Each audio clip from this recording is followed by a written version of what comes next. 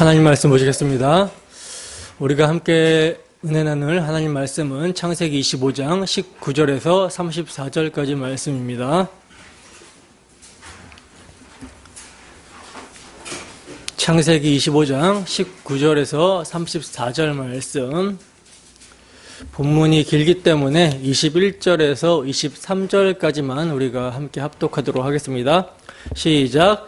이삭이 그의 아내가 임신하지 못함으로 그를 위하여 여호와께 간구하매 여호와께서 그의 간구를 들으셨으므로 그의 아내 리브가가 임신하였더니 그 아들들이 그의 태 속에서 서로 싸우는지라. 그가 이르되 이럴 경우에는 내가 어찌할꼬 하고 가서 여호와께 묻자온대 여호와께서 그에게 이르시되 두 국민이 내 태중에 있구나. 두 민족이 내 복중에서부터 나누이리라. 이 족속이 저 족속보다 강하겠고 큰 자가 어린 자를 섬기리라 하셨더라. 아멘.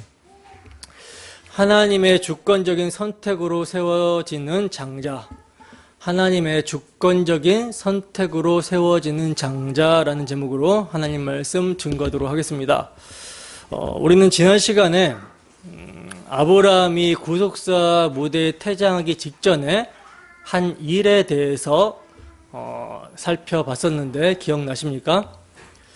아브라함은요, 죽기 직전에, 그러니까 그의 마지막 사명으로서 약속의 아들 이삭과 그두라를 통해서 낳은 서자들을 분리시키는 일을 합니다. 우리는 이러한 아브라함의 모습을 통해서 뭘 알 수가 있었습니까? 아브라함의 혈통으로, 아브라함의 혈과 육을 받아서 태어났다라고 해서 아브라함의 자손이 아니라, 다 아브라함의 자손이 아니라 아브라함에게 세워주신 메시아 언약, 그 언약을 계승받은 자가 아브라함의 자손이다라는 사실을 알 수가 있었죠. 그리고 이 일을 통해서 하나님께서는 당신의 주권적인 선택으로 언약 안에 있는 자를 언약 밖에 있는 자와 분리시킨다라는 사실 또한 알 수가 있었어요. 그리고 더 나아가서 언약 안에 있는 자들의 마음에 자리 잡고 있는 옛사람의 성향과 습관들로부터도 하나님께서는 분리시켜 나간다라는 사실을 알 수가 있었습니다. 하나님께서 언약의 백성들을 분리시키는 데 있어서 무엇을 사용하신다라고 말씀을 드렸죠? 뭘 사용하십니까? 복음의 말씀. 하나님의 언약, 복음의 말씀을 사용하셔서 분리를 시킨다라고 그랬죠. 여러분, 우리에게 하나님의 언약, 복음의 말씀으로 말미암는 분리됨과 구별됨이 있습니까? 언약의 말씀, 복음이 주어져서 우리의 삶에 여러분 분리가 일어나게 된다는 건요, 하나님의 아들 예수 그리스도를 죄인을 위한 화목제물로 십자가에 내어주신 하나님 아버지의 마음을 알게 되었기 때문에 일어나게 되는 일이거든요. 여러분, 우리는 하나님의 주권적인 선택에 의해서 구원을 받게 되는데 그 구원은요, 그냥 되어지는 것이 아니에요. 그냥 되어지는 것이 아니라 하나님은 당신의 가장 귀하신 독생자를 죽음에 내어주시는 그 가슴 찢어지는 고통과 희생을 통해서 우리를 구원하셨다는 것입니다. 그래서 구원받은 자들은요, 성령으로 말미암아 이 아버지의 마음, 아버지의 사랑이 어떠한지를 알게 된다는 거예요. 여러분, 진짜 우리가 당신의 귀하신 그 하나밖에 없는 독생자 예수 그리스도를 내어주시기까지 우리를 사랑하시는 아버지의 마음을 아십니까? 자식이 있는 사람들은요, 주변에 친한 이웃의 자식이 병으로 죽든지 불의의 사고로 죽게 되었다라는 소식을 듣게 되면 초상집에 방문해서 부모를 위로해 줍니다. 그래서 마음이 아파서 같이 울기도 하죠. 그 아들이 내 아들도 아니고 나와 관련이 없는 사건인데도 슬픈 마음과 위로하고자 하는 마음이 생겨난다라는 거예요. 인지상정이죠. 근데 여러분, 복음은요, 하나님의 아들이 나 같은 죄인 때문에 십자가에 못 박혀 저주받아 죽으신 사건입니다. 나의 죄 때문에 죽으신 사건이에요. 여러분들은 하나님을 위로하고픈 마음을 가져보신 적이 있습니까? 이웃의 아들이 죽어도 위로하는 것이 당연한데, 나를 위해 독생자를 내어주신 하나님의 마음, 이것은 정말 우리가 기독교인이라면 반드시 알아야 되는 것이죠. 이것을 여러분 우리가 알지 못하면 정말 성령으로 인해서 복음의 말씀이 우리의 심령 가운데 각인되어 아버지의 마음을 알지 못하면 복음의 말씀을 헛되이 듣는 거예요. 복음의 말씀을 헛되이 들으니까 우리의 삶에 분리가 일어나지 않는 것입니다. 나 같은 죄인을 위해 아들을 십자가에 내어주신 하나님의 마음을 알아야 죄가 미워져요. 왜? 죄 때문에 예수님께서 십자가에 달리셨으니까. 하나님의 마음을 알아야 나를 사랑하신 하나님 아버지를 사랑하고 그 주를 위해 살고자 하는 열정이 생길 텐데, 그 아버지의 마음을 모르니까 여전히 옛사람과 그 옛사람의 본성대로 습관대로 살고 있으면서도 애통함이 일어나지 않는 거예요. 여러분, 우리가 교회로 모여서 복음의 말씀을 듣는다라는 것은요, 설교는 지식 전달이 목적이 아니라 나를 위해 죽으신 주의 죽으심을 기념하며 아버지의 마음을 아는 데 있습니다. 지식에 넘치는 주의 사랑을 아는 데 있어요. 여러분, 복음의 말씀을 통해 주의 마음을 알아야, 아버지의 마음을 알아야, 그 아버지의 눈물과 고통을 알아야 우리의 삶에 언약으로 인한, 복음으로 인한 분리가 일어나게 됩니다. 우리의 혈과 육의 노력으로 분리를 이뤄보라는 것이 아니라 그것이 잘 안 되죠. 때문에 뭐 해야 되는 거예요? 우리에게 뭘 주셨어요? 예수의 이름을 주시고 기도하라고 하시잖아요. 하나님의 하실 일을, 우리 안에서 하나님의 하실 일을 기대하면서 기도하라고 하시잖아요.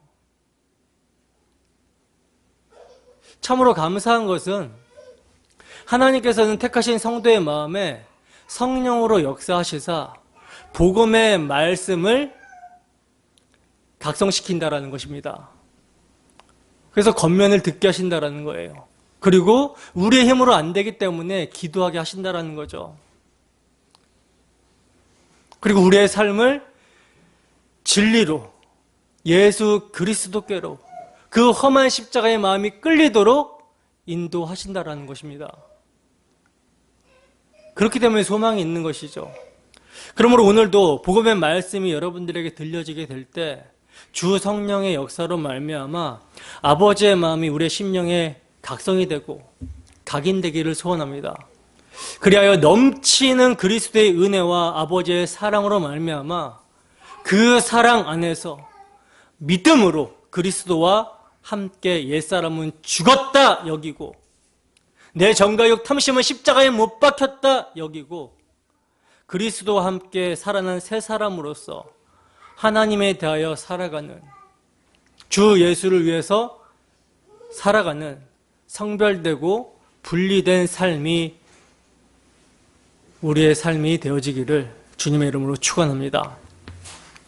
우리는 계속해서 창세기 25장을 살펴보고 있어요.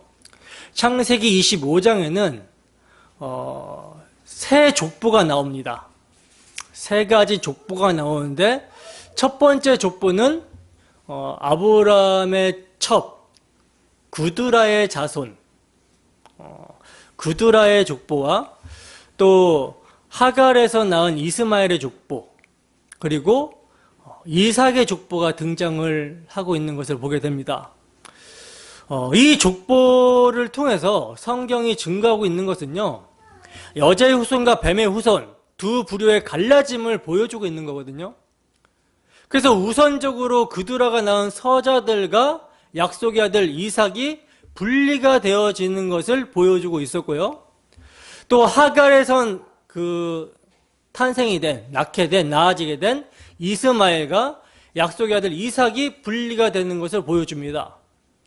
그리고 이제 약속의 아들 이삭의 자식인 에서와 야곱이 리브가의 복중에서부터, 그러니까 모태로부터 분리가 되고 있는데, 여기서 우리는요, 마치 원해사가 나무를 전지하듯이 아브라함의 하나님, 이삭의 하나님, 야곱의 하나님, 원줄기로 언약을 주권적으로 계승해 나가시는 하나님의 예정과 선택의 목적을 보게 된다는 거예요. 오늘은 그 예정과 선택의 목적, 이것이 무엇인지를 본문을 통해서 살펴보고자 합니다. 본문 19절에서 21절 말씀 함께 읽어보도록 하겠습니다. 시작. 아브라함의 아들 이삭의 족보는 이러하니라. 아브라함이 이삭을 낳았고 이삭은 40세에 리브가를 맞이하여 아내를 삼았으니 리브가는 밧단 아람의 아람 족속 중 부두엘의 딸이요 아람 족속 중 라반의 누이였더라. 이삭이 그의 아내가 임신하지 못함으로 그를 위하여 여호와께 간구하매 여호와께서 그의 간구를 들으셨으므로 그의 아내 리브가가 임신하였더니. 아멘. 자, 보세요. 지금 이삭의 족보에 대해서 말씀을 하고 있는데 이삭의 족보는요, 아브라함이 이삭을 낳았다라고 하는 것이 전부죠. 왜냐하면 이삭이 40세에 리브가를 맞이해서 아내로 삼았지만 리브가가 임신을 하지 못하였기 때문에, 그래서 자식이 없기 때문이라는 거예요. 26절을 보시면 리브가가 에서와 야곱을 낳았을 때 이삭의 나이가 몇 세라고 합니까? 60세다라고 말씀을 하고 있는 것을 보게 되죠. 이삭이 리브가와 결혼한 시기가 몇 세에 결혼했습니까? 40세에 결혼을 했으니까 리브가와 결혼한 후에 지금 20여년의 세월 동안 자식이 없이 지낸 거예요. 근데 여러분, 그동안에 이스마엘의 족보는 어떻습니까? 이스마엘은요, 12아들들을 낳았고 그 아들들이 촌과 부락을 세우고 지도자가 되는 등 번성을 이루어왔음을 보게 됩니다. 그러니까 여러분, 하나님이 하시는 일은요, 우리가 좀 쉽게 이해할 수 없음을 실감하게 된다는 거예요. 여러분, 분명히 약속의 아들은 누굽니까? 이삭이잖아요. 이스마엘은 아브라함이 인간적인 방법으로 하나님의 말씀을 내가 이루어 보겠다라고 했던 그 혈과 육의 증거물입니다. 따라서 하나님에 대한 우리의 상식대로라면 이삭이 번성하고 번창하고 이스마엘이 아들을 낳지 못하고 빈약한 상태가 되어야 된다라고 이렇게 생각하게 되는데, 근데 성경은 늘 반대의 양상을 띠고 드러난다라는 거예요. 이것은 이제 우리의 생각과 다른 하나님께서 이를 통해서 말씀하시고자 하는 바, 계시하시고자 하는 바가 있기 때문이라는 것이죠. 여러분, 하나님께서 아브라함에게 말씀하셨듯이 이스마엘에게 아들을 주시고 번성케 하시는 것은요, 단지 자손의 번성일 뿐입니다. 그러나 이삭에게 아들을 주시는 것은요, 뭐와 연결이 되어 있죠? 약속의 성취와 연결이 되어 있어요. 언약의 계승과 연결이 되어 있습니다. 그 언약의 내용이 무엇입니까? 창세기 22장 17절 함께 했습니다. 시작. 내가 내게 큰 복을 주고 내 씨가 크게 번성하여 하늘의 별과 같고 바닷가의 모래와 같게 하리니 내 씨가 그 대적의 성문을 차지하리라. 아멘. 지금 이게 아브라함에게 세워주신 언약인데, 이 언약을 여러분 누가 상속받아요? 이삭이 상속을 받았어요. 근데 이삭이 이러한 아브라함의 언약을 상속받았지만 문제는 뭡니까? 결혼한 이삭에게 자식이 없다라는 것이 문제예요. 아니, 언약이 성취가 되려면 자식이 있어야 되는데 지금 이삭과 리브가 사이에 20년 동안 자녀가 없는 것입니다. 그렇다면 왜 하나님께서는 이삭에게 자식을 주시지 않고 있는가? 이 점은 여러분 사라와 연결을 해서 생각을 해봐야 됩니다. 지금 리브가는 사라의 장막에 들어와 있거든요.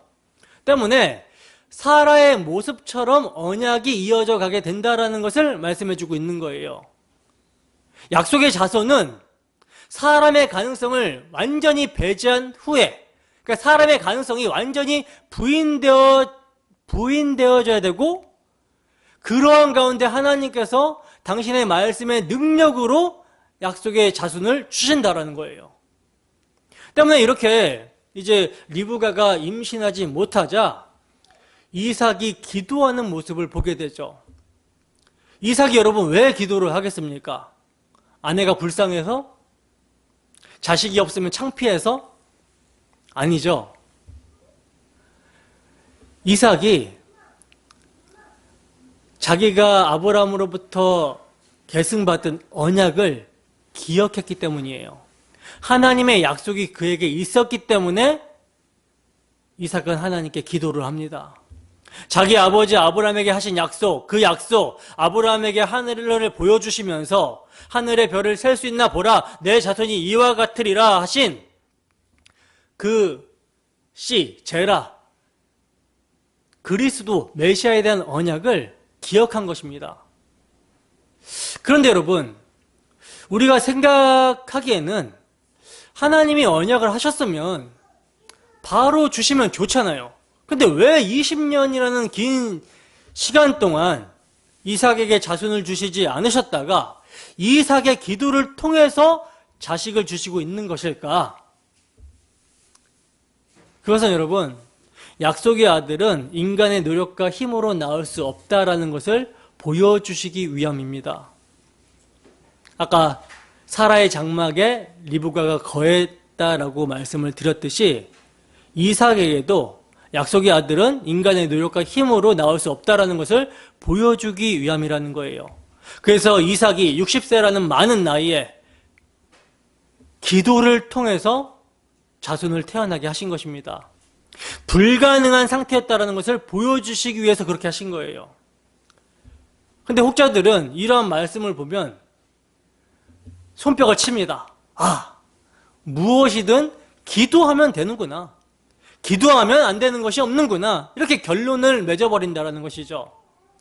기도하는 것 자체가 나는 할 수 없습니다. 하나님만이 하실 수 있습니다. 라고 고백을 하는 자기 부인인데 이것이 방법이 되어서 봐라, 기도하면 되잖냐, 이런 식으로 생각을 한다는 거예요. 그러나 여러분, 기도 자체는 자기의 불가능함과 부족함과 무능력을 고백하는 것이 기도입니다. 그런데 기도를 하니 자녀를 얻었다, 이렇게 가버린다면 여기서 뭐가 드러나요? 내가 기도했다라고 하는 자기의 실력이 드러나게 되는 것이죠. 자기 의가 드러나게 되는 것이죠. 그래서 이런 사람은요, 이렇게 기도하면 응답받는다, 저렇게 기도하면 응답받는다, 야, 능력 있는 기도는 그런 게 아니야, 이런 거야 라고 하는 그런 주장들을 하게 되는데, 그러나 여러분, 진짜 제대로 기도하는 사람은요, 어떤 모습이 나오게 됩니까? 자기 부인이 열매가 맺게 됩니다. 자기 부인이라는 열매를 맺게 된다라는 거예요. 사도행전 3장에 보면 베드로와 요한 사도가 기도하러 성전에 올라가다가 성전 미문에 앉아서 구걸하는 날 때부터 걷지 못하던 자를 일으키는 사건이 등장을 하게 되는데, 그 걷지 못하는 자가 일어나게 되자 사람들이요, 베드로와 요한 사도를 주목하고 놀라워합니다. 이때 여러분, 베드로가 뭐라고 말을 합니까? 이스라엘 사람들아, 이 일을 왜 놀랍게 여기느냐? 우리 개인의 권능과 경건으로 이 사람을 걷게 한 것처럼 왜 우리를 주목하느냐? 라고 그래요. 그러니까 자신들의 기도나 경건의 능력으로 그 안전뱅이를 일으킨 것이 아니라 예수 그리스도의 이름으로 일으켰다라고 말을 합니다. 시선을 자신에게 두게 하지 않고 예수의 이름에 두게 하는 거예요. 예수의 이름에 주목하게 하는 거예요. 이게 여러분 진정으로 기도하는 사람의 모습이라는 것이죠. 그들은요, 처음부터 은가금은 내게 없거니와 내게 있는 것을 내게 주노니 나사렛 예수 그리스도의 이름으로 일어나 걸어라 하면서 예수 그리스도의 이름만을 의지했던 거예요. 그러니까 기도는 언약의 하나님만을 의지하는 것입니다. 그리고 언약의 하나님의 이름에만 영광을 돌리는 거예요. 예수의 이름에만 모든 영광을 돌리는 것입니다. 이게 자기 부인의 모습이죠. 그러므로 이삭이 기도하여 약속의 아들을 낳았다라는 것은요, 약속의 아들은 오직 하나님의 일하심과 능력으로 주어지게 된다라는 것을 보여주기 위함이라는 거예요. 아브라함도 마찬가지였죠. 아브라함이 100세, 사라가 90세에 이삭이 출생하게 된 것도요, 오직 하나님의 약속의 능력, 언약의 능력으로 된 거라는 것입니다. 야곱의 경우도 마찬가지죠. 라헬이 아이를 낳지 못하는 상태로 시작이 됩니다. 본문의 리브가도 마찬가지예요. 약속의 아들은 인간의 힘으로 불가능한 불임 상태에서 주어지게 된다는 것을 보여주고 있는 것입니다. 그래서 약속의 아들의 실체이신 그리스도께서도 불가능한 상태인 처녀의 몸에서 태어나신 거예요. 그래서 성경에 등장하는 믿음의 여인들이요, 불임으로 시작하는 것을 많이 볼 수 있는 것입니다. 약속의 아들은 오직 언약하신 바를 신실하게 이루시는 하나님의 능력으로만 받을 수 있고 태어난다라는 것을 보여주시기 위해서 이렇게 불임의 상태의 여인들이 등장을 하고 있는 거예요. 근데 여러분, 이렇게 하나님의 일하심을 보여주시는 것이라면 언약을 이어갈 아들을 하나만 주시면 되잖아요. 그죠? 그런데 오늘 본문을 보면요, 리브가가 자식을 낳는데 쌍둥이를 낳게 됩니다. 쌍둥이를 주세요. 그리고 이들이 뱃속에서부터 싸우고 난리가 납니다. 본문 21절에서 22절 함께 읽습니다. 시작. 이삭이 그의 아내가 임신하지 못함으로 그를 위하여 여호와께 간구하매 여호와께서 그의 간구를 들으셨으므로 그의 아내 리브가가 임신하였더니 그 아들들이 그의 태 속에서 서로 싸우는지라. 그가 이르되 이럴 경우에는 내가 어찌할꼬 하고 가서 여호와께 묻자온대. 아멘. 보세요. 이삭이 임신하지 못하는 리브가를 위해서 하나님의 언약, 약속의 말씀을 붙들고 그를 위해서 기도합니다. 그러자 여호와께서 이삭의 기도를 들으시고 리브가가 임신을 하게 되는데 태중에서 아들들이 서로 싸우고 난리가 났다라고 그러죠. 그래서 리브가가요, 이게 어찌된 일인가 하고 하나님께 묻습니다. 그러자 하나님께서 말씀을 하시는 거예요. 본문 23절입니다. 함께 읽습니다. 시작. 여호와께서 그에게 이르시되 두 국민이 내 태중에 있구나. 두 민족이 내 복중에서부터 나누이라. 이 족속이 저 족속보다 강하겠고 큰 자가 어린 자를 섬기리라 하셨더라. 아멘. 보세요. 두 국민, 두 민족으로 나눌 것이다, 나누일 것이다 라고 말씀을 하시는데, 여러분, 우리는 에덴 동산에서 여자의 후손과 뱀의 후손이 나뉘어져서 대적관계를 이룰 것이라는 창세기 3장 15절 말씀이 노아의 때에 가서는 방주 안에 살아남은 형제들 중에서 두 줄기로 갈라지는 것을 살펴봤었잖아요. 근데 이제는 한 어머니의 뱃속에서도 이 일이 일어나게 되는 것을 보게 된다는 거예요. 그렇다면 여러분, 이렇게 갈라지는 기준이 무엇입니까? 사람의 됨됨입니까? 아니죠. 아직 지금 나지도 않은 태중에 있는 상태예요.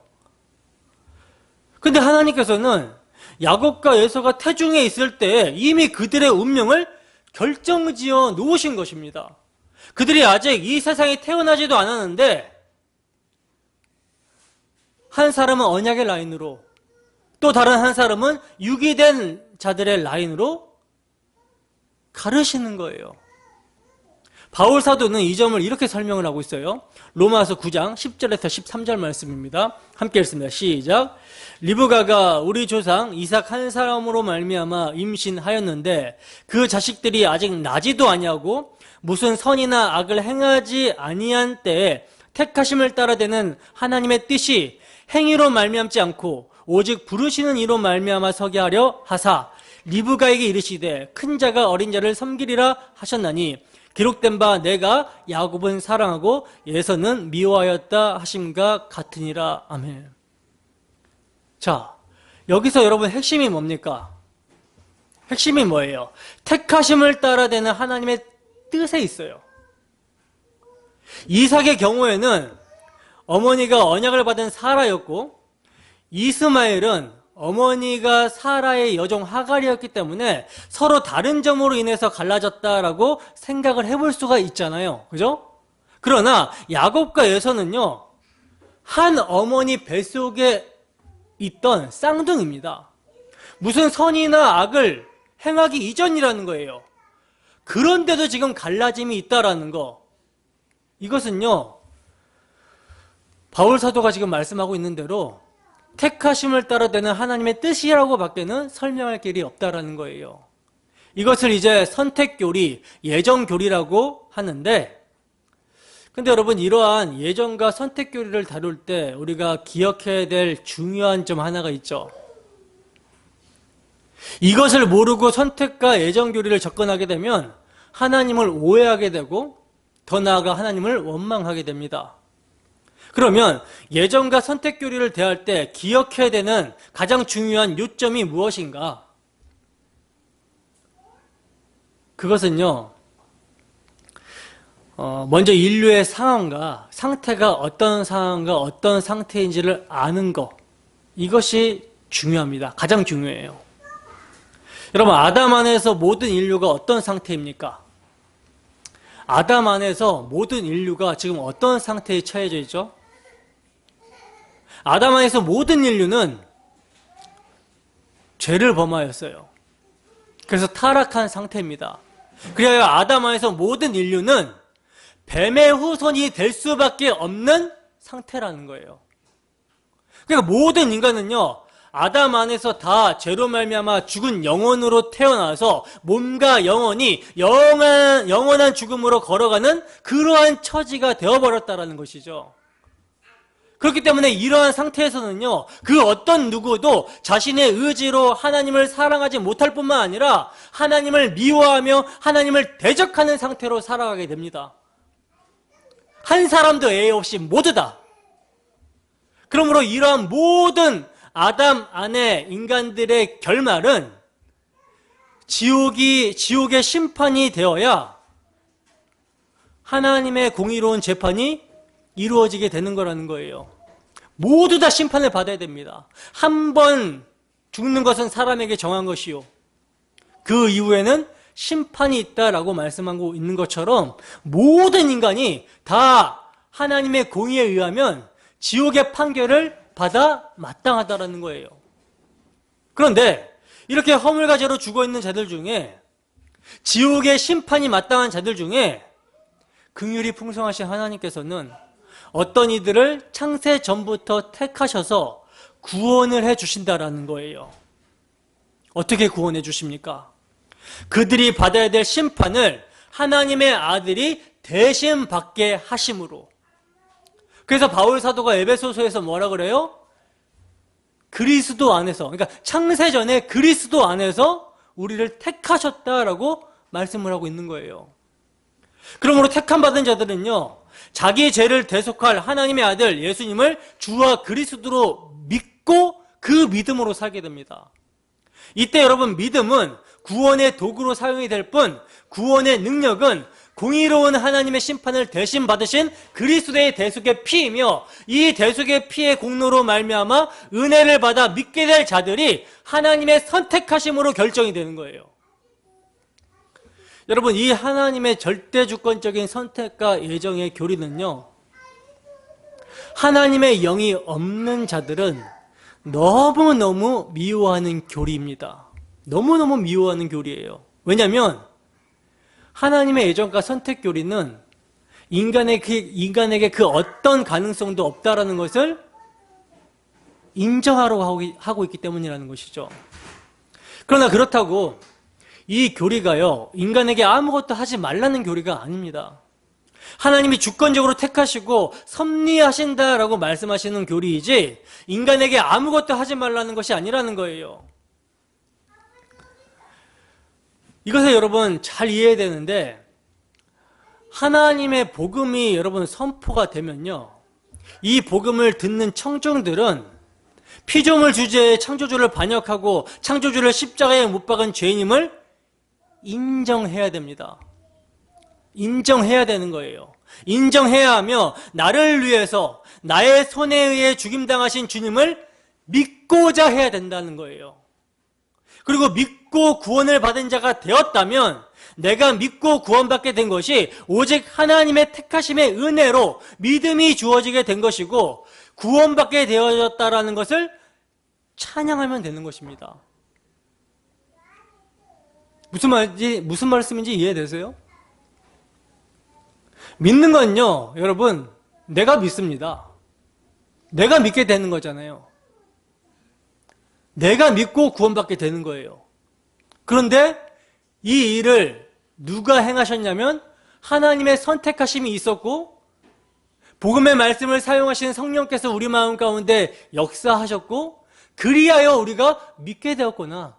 야, 이거는 도저히 우리 힘으로 믿을 수 있는 내용이 아닌데, 인간의 혈과 육으로는 믿을 수 있는 내용이 아닌데 정말 성령께서 주권적으로 역사하셨기 때문에 내가 믿어지게 되었구나. 이 모든 것이 하나님의 선택과 예정과 하나님의 은혜로 말미암는 결과구나. 이렇게 찬양하면 된다는 거예요. 근데 선악과 따먹고 주체가 되어버린 인간들은요, 이게 싫은 것입니다. 내가 믿었다면 누구의 공로예요? 내 공로. 하나님의 주권이라면 내가 안 믿어도 내 책임 아니지. 이런 식으로 나온다는 것이죠. 한마디로요, 주권이 자신이 아니라 하나님께 있다는 것이 너무나 싫다라는 것이죠. 이게 여러분 바로 죄 아래서 마귀의 통치를 받고 있는 인간 중심적인 사고의 특징입니다. 창조주와 구원자이신 하나님 중심이 아닌 내 중심적인 사고, 이게 타락한 죄인의 사고라는 거예요. 그러나 여러분, 반면에 택하심으로 말미암아 은혜를 입은 성도들의 반응은 어떠할까요? 예정교리와 선택교리를 듣게 되는 성도의 반응은 어떠한 반응이 나타나게 될까요? 내가 마땅히 지옥에 가도 할 말이 없는 자임을 인정하게 되는 것이죠. 그렇기 때문에 하나님께서 나를 구원해 주시지 않는다라고 해도 그것은 하나님의 공의를 드러내는 심판이기 때문에 옳습니다, 이렇게 인정을 하게 되는 태도를 견지하게 된다는 것입니다. 또한 예정교리에 대해서 아무 공로 없는 죄인이 나를 택하여 주시고 역사 속에서 내 죄를 대속하실 아들을 내어주시고 그 아들을 믿는 믿음을 은혜로 주신 하나님을 사랑하게 되며, 또한 변치 아니하시는 그 신실하신 하나님의 택하심과 구원하심이 이 선택과 예정교리이기 때문에 구원의 확신을 주는 감사한 교리로 이것을 받고 찬양하게 된다는 거예요. 이게 은혜로 말미암아 택하심을 받은 성도의 모습이라는 것이죠. 여러분, 예정교리는 나는 택하여 주셨는데 너는 택하여 주시지 않은 것 같다라고 하는 그런 식으로 판단하라고 주신 것이 아닙니다. 바울 사도가 여러분 로마서에서 예정교리를 말씀하신 문맥이 어떤 문맥입니까? 인간의 그 부족함과 연약함과 그런 실패에도 불구하고 하나님의 주권적인 선택과 신실하심을 말미암아 구원이 결코 흔들리지 않는다라는 것을 가르쳐주기 위해서, 그래서 소망을 갖게 하려는 그런 문맥에서 주어지고 있는 게 예정교리예요. 그래서 9장에서 시작된 예정교리가 11장에 가면요, 선민 이스라엘의 회복에 대한 소망으로 이어지게 되는 것을 보게 됩니다. 로마서 11장 1절에서 5절 말씀 함께 했습니다. 시작.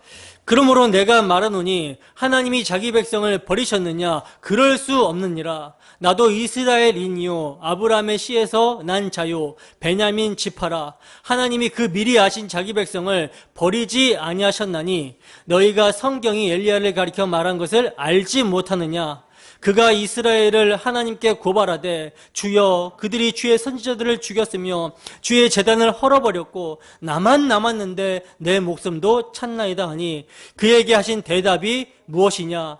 내가 나를 위하여 바알에게 무릎을 꿇지 아니한 사람 7,000명을 남겨두었다 하셨으니 그런즉 이와 같이 지금도 은혜로 택하심을 따라 남은 자가 있느니라. 아멘.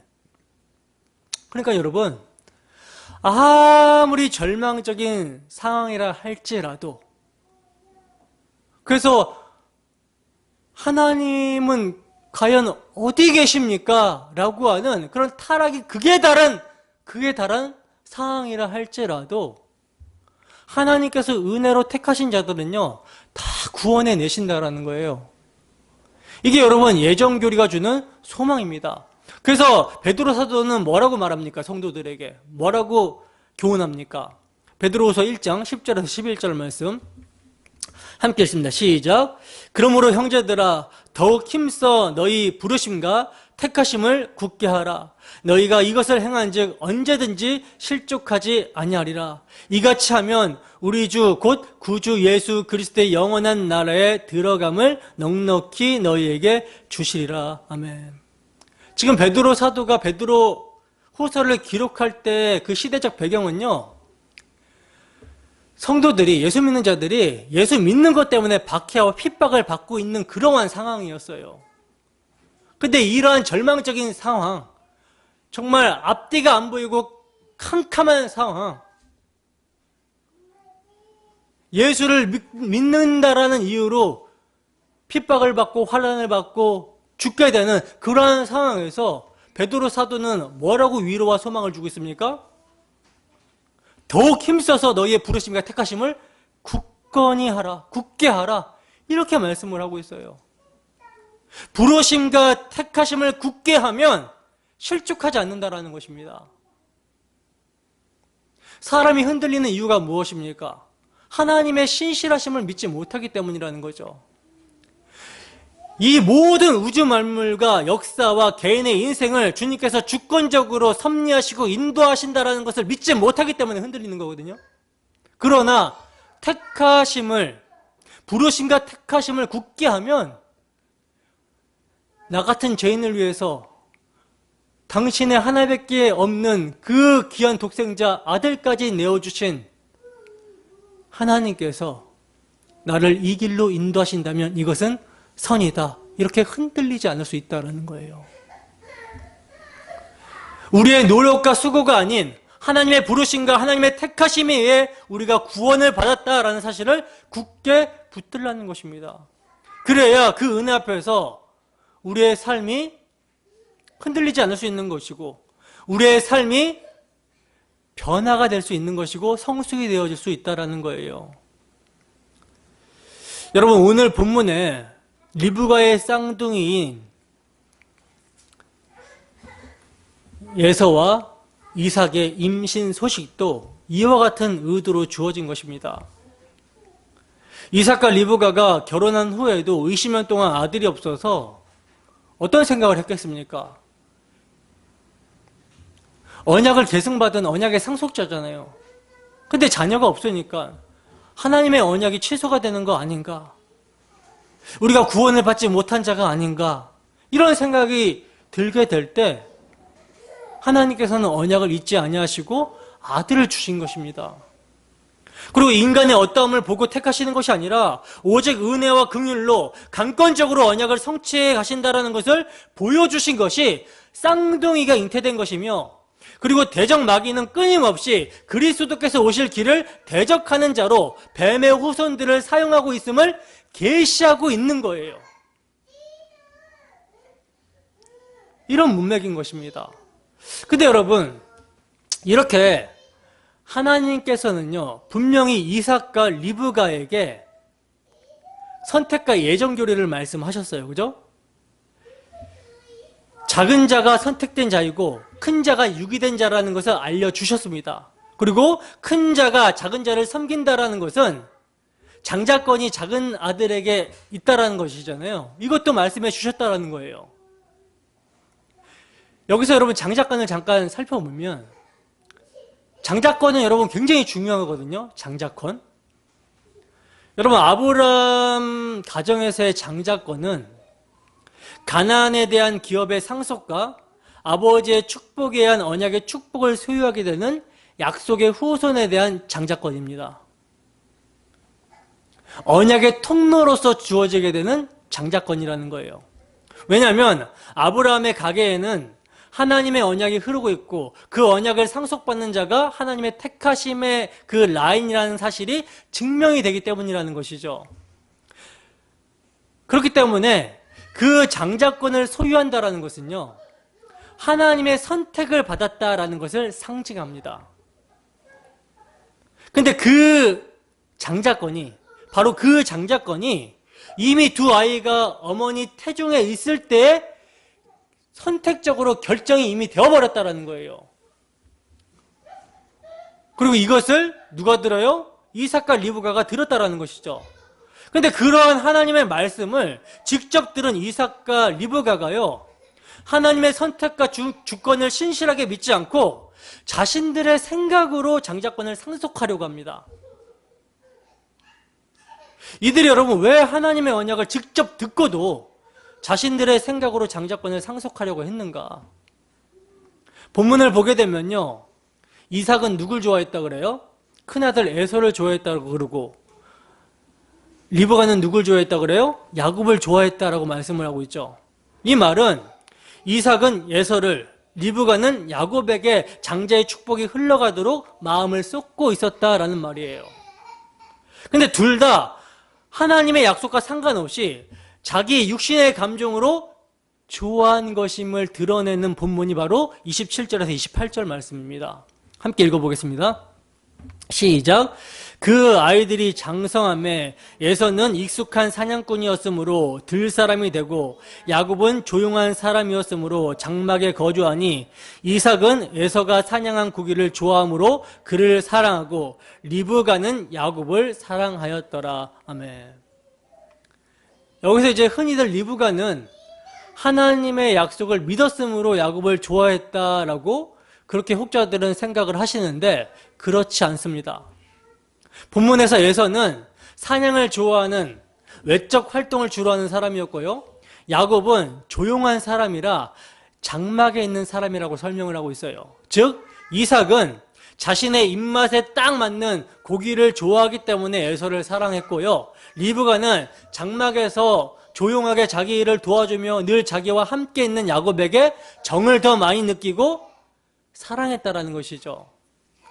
그러니까 이삭과 리브가 둘 다 하나님의 약속을 들었지만 그 의미와는 아무 상관없이 살아가고 있는 모습이 폭로가 되고 있다는 거예요. 너무나도 우리들의 모습과 많이 닮아있지 않습니까? 하나님의 언약을 들었음에도 불구하고 그 언약과 상관없이 살아가고 있는 우리의 모습. 그러나 여러분, 하나님은요, 약속과 상관없이 살아가는 불신앙적이고 연약한 자기 백성 가운데 당신의 언약을 이루어 가심으로 말미암아 이들을 점점 성장시켜 나아가십니다. 그러므로 이러한 자기 백성들의 불신과 방해 속에서도 하나님의 언약의 선택은 제 길을 찾아간다라는 거예요. 여러분, 야곱은 그 불신의 소용돌이 한복판에 있었던 사람이거든요. 그는요, 그의 평생을 통해 그 불신의 소용돌이 속에서도 하나님의 언약은, 하나님의 약속은 반드시 성취가 된다라는 사실을 깨닫습니다. 그의 인생을 통틀어서 깨닫게 돼요. 그래서 야곱은 그의 말년에 어떤 모습을 보입니까? 요셉의 아들들을 축복하면서, 므낫세와 에브라임을 축복하면서 자기 형 에서에게 일어났던 하나님의 선택에 의한 변개할 수 없는 장자권의 상속의 의미를 믿음 안에서 확실히 깨닫고 순종하여 요셉의 장자인 므낫세의 머리에 왼손을 얹고 차자인 에브라임의 머리에 오른손을 이렇게 엇갈려서 올려서 축복함으로 말미암아 하나님의 절대적인 주권과 선택에 순종하는 모습을 보여주고 있어요. 야곱과 에서의 이야기가 그의 손자 에브라임과 므낫세에게서 똑같이 반복이 되고 있는 것이죠. 이렇게 여러분, 아브라함과 마찬가지로 이삭과 야곱 또한 실수와 넘어짐 속에서 하나님의 백성으로 성숙이 되어지고 완성이 되어져 갔던 거예요. 하나님의 언약의 신실하심, 언약의 능력이 그들의 연약함과 불신과 실수와 넘어짐에도 불구하고 그들을 이끌어서 그들을 성숙하게 하고 언약을 붙든 자로 만들어내셨다라는 것이죠. 자, 그렇게 이제 그 하나님의 주권과 선택에 의한 장자권의 상속은요, 이제 야곱이라는 한 개인에서 하나의 민족과 국가 차원으로 발전하여 좀 더 큰 그림으로 설명이 됩니다. 출애굽기 4장 22절에서 23절 말씀입니다. 함께 읽습니다. 시작. 너는 바로에게 이르기를 여호와의 말씀에 이스라엘은 내 아들 내 장자라. 내가 내게 이르기를 내 아들을 보내주어 나를 섬기게 하라 하여도 내가 보내주기를 거절하니 내가 내 아들 내 장자를 죽이리라 하셨다 하라 하시니라. 아멘. 자, 보시면 하나님께서 지금 이스라엘을 가리켜서 뭐라고 합니까? 내 아들 내 장자라고 부르시고 있는데, 근데 여러분, 이스라엘 이들이 하나님의 장자가 되는데 어떤 조건이나 어떤 자격이 있어서 지금 장자가 되고 있는 것입니까? 아니죠. 이스라엘이 이 세상 어떤 민족보다 더 잘난 민족이기 때문에 그들이 선택받은 것이냐는 거예요. 아니라는 것입니다. 그래서 신명기에서 모세는 이렇게 말씀을 하고 있어요. 신명기 7장 6절에서 7절 말씀입니다. 함께 읽습니다. 시작. 너는 여호와 내 하나님의 성민이라. 내 하나님인 여호와께서 지상 만민 중에서 너를 자기 기업의 백성으로 택하셨나니 여호와께서 너희를 기뻐하시고 너희를 택하심은 너희가 다른 민족보다 수요가 많기 때문이 아니니라. 너희는 오히려 모든 민족 중에 가장 적으니라. 아멘. 자, 보시다시피 여러분, 이스라엘 민족이 선택을 받은 것은요, 그들의 어떠한 자격이나 뭔가 하나님을 만족시킬 만한 행위를 내어놓는 조건이 있어서가 아니라는 거예요. 그냥 하나님의 절대적인 주권과 선택에 의해서 모든 민족 중에 가장 작은 자들을 하나님이 마음대로 선택하신 것입니다. 여기서 여러분, 모든 민족 중에 가장 적은 자들이라는 표현은요, 정말 이스라엘이 모든 민족 중에서 수요가 가장 작다라는 그런 말이 아니라 그들에게 어떤 자격이나 조건을 찾지 않았다라는 표현인 거예요. 바로 그 하나님의 장자로 선택이 된 이스라엘, 이 이스라엘은 하나님의 백성들인 성도들의 모형으로 택해진 것입니다. 그러니까 영적 이스라엘인 교회는 어떤 자격이나 공로에 의해서 구원되어진 것이 아니라는 것을 하나님께서는 육적 이스라엘의 선택을 통해 보여주고 있는 거라는 거죠. 히브리서로 가면 영적 이스라엘인 진짜 장자들이 나오고 있는데, 히브리서 12장 22절에서 23절 말씀 함께 읽어보겠습니다. 시작. 그러나 너희가 이른 곳은 시온산과 살아계신 하나님의 도성인 하늘의 예루살렘과 천만 천사와 하늘에 기록된 장자들의 모임과 교회와 만민의 심판자이신 하나님과 및 온전하게 된 의인의 영들과. 아멘. 보세요 여러분, 영적 이스라엘 진짜 하나님의 장자들이 지금 누구라고 합니까? 히브리서 기자가 진짜 하나님의 장자들은요, 바로 구원을 받게 된 성도, 교회를 말하고 있다는 거예요.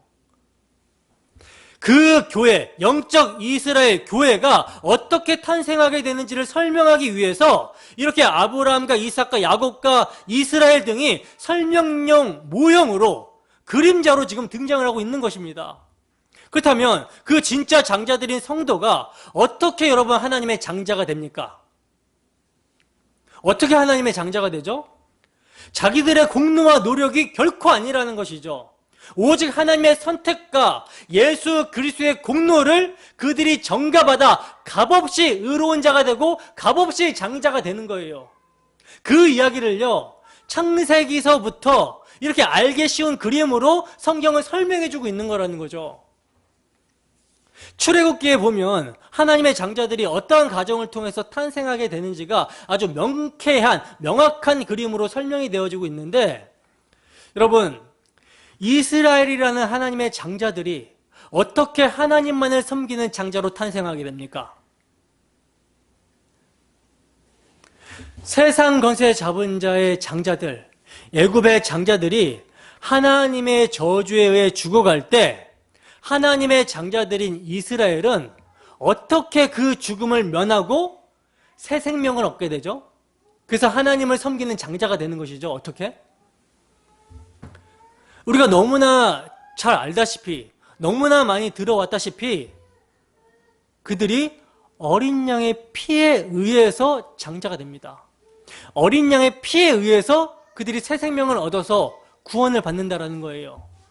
그런데 그 어린 양의 피에 의해 구원을 받는 사람들은요, 애굽이나 이스라엘 사람들이나 구별이 없다라는 거예요.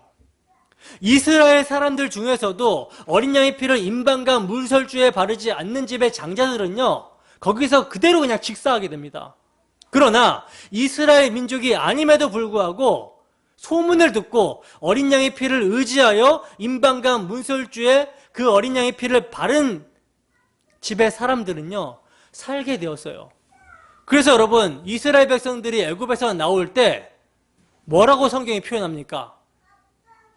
그 무리에 중단수 많은 잡족이 함께 나왔다라고 표현을 하고 있죠. 거기에는요, 혈통이나 육정이나 사람의 뜻이 개입되지 않는 거예요. 오직 어린 양의 피의 공로에 의해서만 장자들이 되는 것입니다. 장자들이 살아나게 되는 거예요.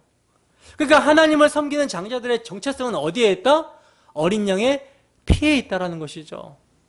여러분, 만약에 이스라엘에게 죽음의 사자를 넘어가게 하는 어린 양의 피가 없었다면 어떻게 되었을까요?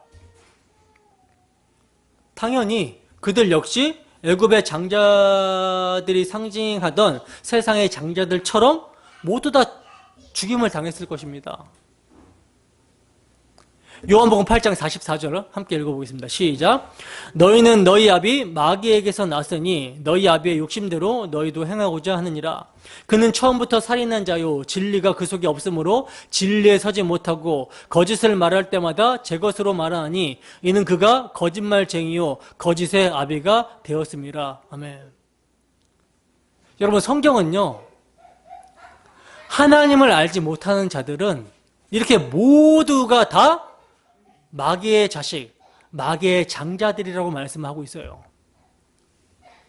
육적으로 아브라함의 자손이고 유대인이라 할지라도, 율법을 받은 자들이라 할지라도 하나님을 알지 못하면 그들은 마귀의 자식이라는 것입니다. 마귀의 장자들이라는 거예요. 근데 그러한 마귀의 장자들이 하나님의 장자들로 새롭게 태어나는 것이 바로 구원입니다. 어떻게 새롭게 태어납니까? 어린 양의 피에 공로로, 즉 십자가로. 여러분, 감격적이지 않습니까? 우리는 다 마귀의 자식들이었다라니까요. 뱀의 후손들이었어요. 그런데 하나님의 주권적인 선택과 그 예정하심으로 말미암아 때가 참 경륜 가운데 복음을 듣고 십자가의 복음을 듣고 그 복음이 우리의 심령 가운데 성령으로 말미암아 적용이 되어서 우리가 거듭나게 되고 우리가 살아나게 되어서 하나님의 장자가 되었다라는 거예요. 예수 그리스도, 참 하나님의 장자 예수 그리스도 안에서 우리가 장자들이 되었다라는 것입니다. 에베소서 1장 3절에서 7절 말씀입니다. 함께 했습니다. 시작. 찬송하리로다. 하나님 곧 우리 주 예수 그리스도의 아버지께서 그리스도 안에서 하늘에 속한 모든 신령한 복을 우리에게 주시되 곧 창세전에 그리스도 안에서 우리를 택하사 우리로 사랑 안에서 그 앞에 거룩하고 흠이 없게 하시려고 그 기쁘신 뜻대로 우리를 예정하사 예수 그리스도로 말미암아 자기의 아들들이 되게 하셨으니 이는 그가 사랑하시는 자 안에서 우리에게 거저 주시는 바 그 은혜의 영광을 찬송하게 하려는 것이라. 우리는 그리스도 안에서 그의 은혜의 풍성함을 따라 그의 피로 말미암아 속량 곧 죄삼을 받았느니라. 아멘. 보세요 여러분, 지금까지 우리가 살펴본 모든 내용이 다 여기에 들어있습니다. 우리는 창세전에 택하심을 받아 예정을 입어 예수 그리스도의 피의 공로로 말미암아 하나님의 아들들이 되었다라는 거예요. 그런데 왜 우리를 모두 장자라고 하는가? 여러분, 장자는 아버지의 기업을 모두 상속받는 자이기 때문에 우리로 하여금 장자라고 하는 거예요. 양자의 개념도 마찬가지입니다. 양자는요, 상속에 대한 법적인 구속력을 내포하는 개념이거든요. 당시 여러분 로마는 적자에게는 유산 상속의 의무가 없었지만 양자에게는요 반드시 법적으로 유산 상속을 해야 되는 법이 있었어요. 그래서 성경이 우리 성도들은 반드시 하나님 나라를 상속받게 된다는 것을 강조하기 위해 양자의 개념을 가져다가 말씀을 하고 있는 것입니다. 아들의 개념도 마찬가지죠. 성경이 종종 하나님의 백성들을 뭐라고 표현해요? 아들이라고 부르잖아요. 그 아들의 개념도 상속의 필연성을 담고 있어요. 그러니까 우리 모두는 하늘의 모든 풍요와 평안과 안식을 하나님 아버지로부터 상속받게 될 거라는 것입니다.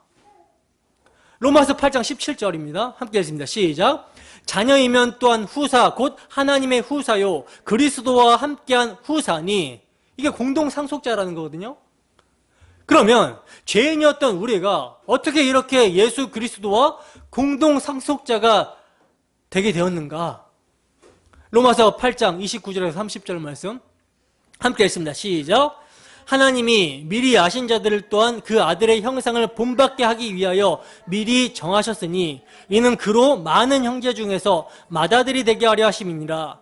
또 미리 정하신 그들을 또한 부르시고 부르신 그들을 또한 의롭다 하시고 의롭다 하신 그들을 또한 영화롭게 하셨느니라. 아멘. 여기 보세요 여러분, 진짜 하나님의 맏아들은요 한 분밖에 없습니다. 그래서 맏아들의 형상을 본받게 하기 위해서 우리를 부르셨다라고 말씀을 하고 있어요. 그 맏아들이 누구십니까? 바로 예수 그리스도. 갈라디아서 3장 16절에서도 아브라함의 후손, 아브라함의 씨는 단수 오직 한 사람 예수 그리스도라고 증거를 하고 있어요. 근데 그 맏아들 성자 예수 그리스도 안에 우리가 연합이 되어서 함께 죽고 함께 다시 태어나서 그를 머리로 하는 몸된 교회가 되어버린 것입니다. 그래서 하나님은요 우리를 보실 때 당신의 아들 예수 그리스도로 봐주시는 거예요. 그렇게 우리는 하나님의 장자들이 되었다라는 것이죠. 야곱과 예서의 이야기가 어떻게 이스라엘의 출애굽을 거쳐 장자들의 총회인 교회로 이어지는지 연결이 여러분들 잘 되고 있죠. 그죠? 잘 되시죠? 때문에 여러분, 하나님의 언약의 장자권은요 정말 소중한 거예요. 진짜 소중한 것입니다.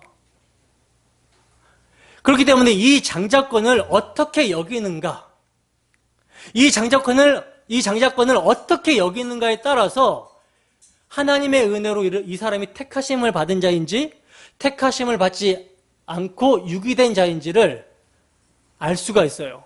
그 반응으로 나타납니다. 본문 29절에서 31절 말씀입니다. 함께 읽습니다. 시작. 야곱이 죽을 쑤었더니 에서가 들에서 돌아와서 심히 피곤하여 야곱에게 이르되 내가 피곤하니 그 붉은 것을 내게 먹게 하라 한지라. 그러므로 에서의 별명은 에돔이더라. 야곱이 이르되 형의 장자의 명분을 오늘 내게 팔라. 자, 보시면 야곱이 형 에서에게 장자권을 팔라 그러죠. 야곱이 장자의 직분에 대해서 얼마나 사모를 하고 있는지를 보여주고 있는 대목입니다. 야곱이 왜 이렇게 장자의 직분을 원했을까요? 장자가 유산을 2배로 받기 때문에? 재산을 더 많이 받기 때문에? 그것 때문에 장자권을 팔라고 했을까요? 아니에요. 장자는요, 메시아 언약의 상속자가 됩니다. 언약을 계승받는 메시아 언약의 상속자가 됩니다. 즉, 야곱은요, 뭘 알았어요?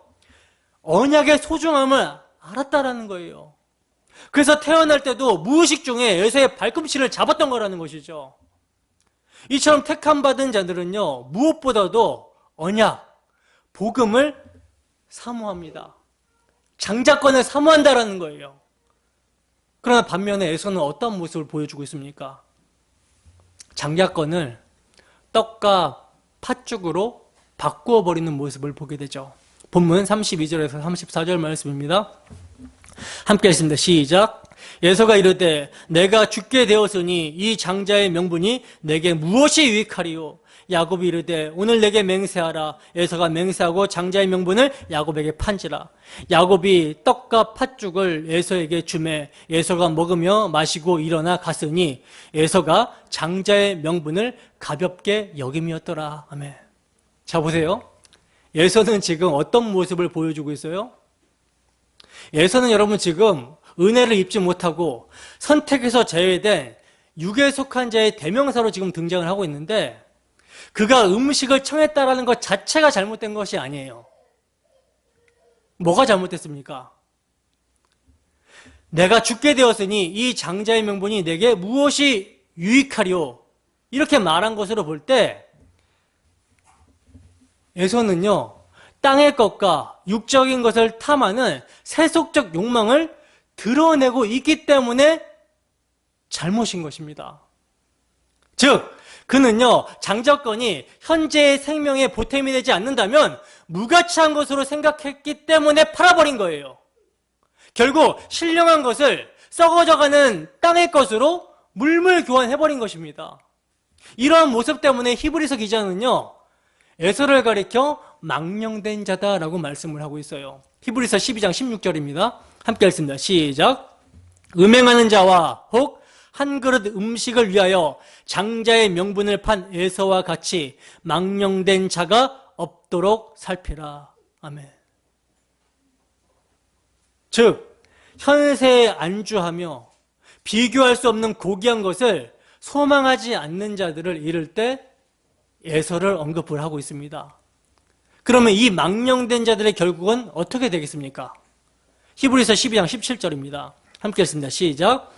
너희가 아는 바와 같이 그가 그 후에 축복을 이어받으려고 눈물을 흘리며 구하되 버림바가 되어 회개할 기회를 얻지 못하였느니라. 아멘.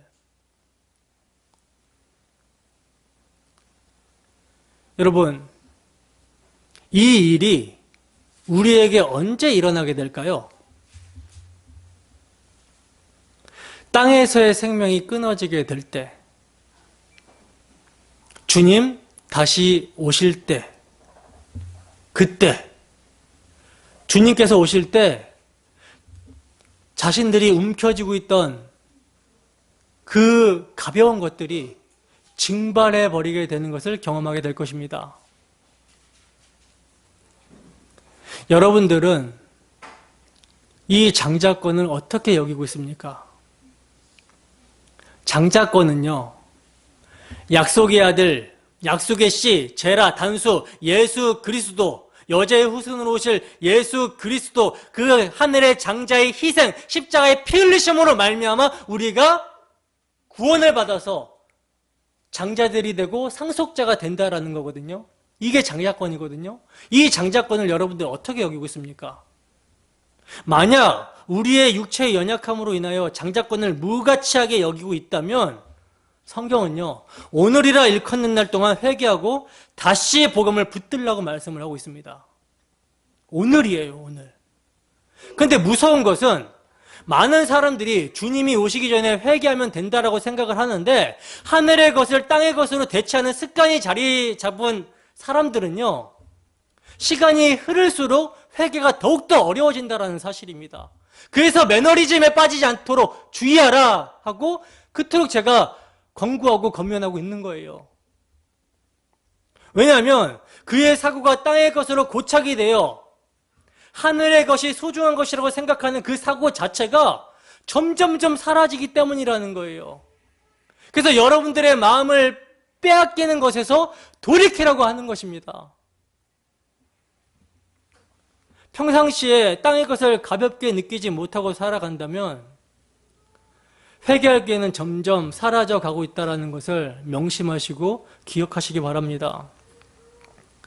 하늘의 것에 대해 눈이 완전히 닫혀있는 에서의 모습을 보세요. 성경이 뭐라고 표현하고 있습니까? 먹으며 마시고 일어나 갔으니 라고 말씀합니다. 에서는요, 몇 시간이면 다시 찾아올 식욕을 위해서 하늘의 복을 걷어차버린 것도 모자라서 후회함도 없이 쿨하게 그 자리를 떠났어요. 이러한 모습이 계속된다면 잃어버린 것을 되찾고 싶은 마음도 없게 됩니다. 다시 복음으로 돌아가야지 그런 마음조차도 가지지 못하게 된다라는 무서운 경고예요. 왜? 왜냐하면 자신이 무엇을 잃어버렸는지도 잊어버리게 되기 때문이라는 것이죠. 마음이 강팍해지고 또 강팍해지다 보면 자신이 뭘 잃어버렸는지도 내가 예전에 어떤 은혜를 받았는지도 망각해버리기 때문이라는 거예요. 이런 것이 망령된 자들의 습관입니다. 여러분, 우리는 무엇에 마음을 두고 있습니까? 하늘의 장자권, 우리를 구원하시기 위해서 하늘의 장자이신 예수 그리스도가 피 흘려 값주고 사신 그 구원, 그 장자권에 우리의 마음을 두고 있습니까? 영광의 중요한 것을 소망으로 붙들고 있습니까? 소망으로 바라보고 있습니까? 무엇에 우리의 마음을 두고 있습니까? 바울 사도의 권면을 듣고 마치겠습니다. 골로새서 3장 1절에서 6절 말씀입니다. 함께 읽습니다. 시작. 그러므로 너희가 그리스도와 함께 다시 살리심을 받았으면 위의 것을 찾으라. 거기는 그리스도께서 하나님 우편에 앉아 계시느니라. 위의 것을 생각하고 땅의 것을 생각하지 말라. 이는 너희가 죽었고 너희 생명이 그리스도와 함께 하나님 안에 감추어졌습니다. 우리 생명이신 그리스도께서 나타나실 그때 너희도 그와 함께 영광 중에 나타나리라. 그러므로 땅에 있는 지체를 죽이라. 곧 음란과 부정과 사욕과 악한 정욕과 탐심이니 탐심은 우상 숭배니라. 이것들로 말미암아 하나님의 진노가 임하느니라. 아멘. 여러분, 에서처럼 썩어져가는 땅의 것, 한 그릇 음식에 마음 두지 마시고 위의 것, 그리스도와 함께 감춰져 있는 생명, 여러분들의 장자권 복음을 사모하는 우리 모두가 되기를 주님의 이름으로 축원합니다. 기도하겠습니다.